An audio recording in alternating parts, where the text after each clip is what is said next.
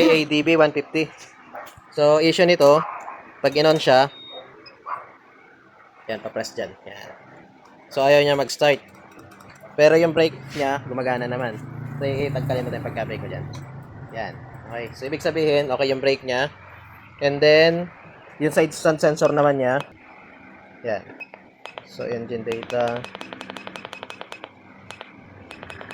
Yan, side stand switch. So, dapat ito, pag pinabatas yung kanyang side stand, dapat itong side stand switch dito mag-on off. Sige, try mo daw naman. Yan. So, on, off. So, ibig sabihin, okay din yung kanyang side stand switch.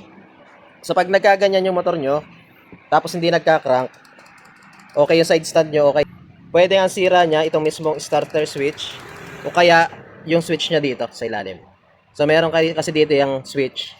Ito, pag hindi nag-date itong, pag pinindot mo to, may matitrigger dito na relay. So, parang may maliit yan dyan na relay. Tapos, itong kulay blue wire na may, itong black na may lining na blue, yung kalapit niyan, pag pinindot ito, magdadate siya, saka niya susuplayan ng kuryente itong starter switch niya. So, kaya pag hindi ito nagana, hindi rin gagana yung starter switch niya. So, para malaman nyo kung ito nga yung problema niya, so, bubunutin nyo lang yung dalawang wire na yan. Bunutin mo na wala yung dalawa na yan. Just try mo lang muna siya pagdaitin. Pwedeng gumamit ka ng wire naman yan. Wire lang, kahit maiksi lang. Basta mapagdait nyo siya dalawa. So, para hindi nyo na ito balatan, susuot nyo lang ito tigkabila. Yung tigkabilang dulo niya. Off muna natin. Okay, so update na sa ginagawa natin. So, ginamper na namin siya dito, and then yung battery niya, ginamper na rin namin, pero ayaw pa rin niya mag-start. Yan, so mahina na yung battery. Okay. So ngayon, after pag ganun, ang next yung titingnan yung socket niya dito sa ECU. Yan. So ito yung share ko na lang din. So ito yung electrical system diagram ng starter system ng ADB. Okay lang yan. Isa naman ng ADB 160. 160 kasi itong sa ating gamit ng diagram. Tsaka 150 pagdating sa starter. Ano? Para masupplyan yan, dapat okay yung connection itong C3, C2, tsaka C1. So yun yung check natin ngayon. So nandito lang naman yan sa socket ng ECU. Okay, so ito yung socket na sinasabi ko. So pag nataggal nyo lang isang cover niya dito, so makikita nyo na yung ECU niyan. So titingnan nyo lang dyan itong dalawang socket na to. Kasi pag minsan nagkakaroon niya ng corrosion. Yan, tsaka ito. Okay, bunutin mo ano, pindutin mo lang to tapos hila. Okay, update. So nalinis na namin yung socket niya.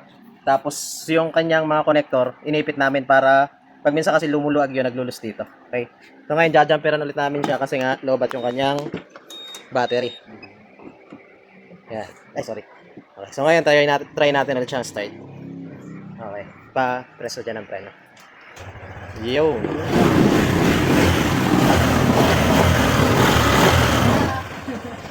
Okay. So, problem solved na to. So, ibig sabihin, okay to. So, babalik na lang natin to. Hindi naman natin to in-splice. So, babalik lang natin to dito. Okay. Tapos try ulit natin kung gagana siya. Okay. So binalik na namin yung kanyang mga wire ulit dito. Ayan, kasi hindi naman dyan yung problema niya. So ngayon tatry natin kung i-start siya. Okay, so try. Okay, so yan. So start na siya. So ibig sabihin nyo lang talaga yung problem niya. Ano? So pag naka-encounter kayo nun, so yun naman check nyo. Check nyo yung ano dito, yung wire niya dito. Kung pag ginamper nyo hindi pa rin gumana, check yung starter relay. Pag hindi pa rin gumana, so dito na kayo mag-check sa socket ka dito ng ECU. Yung pinakita ko kanina. Okay, so problem solved na to.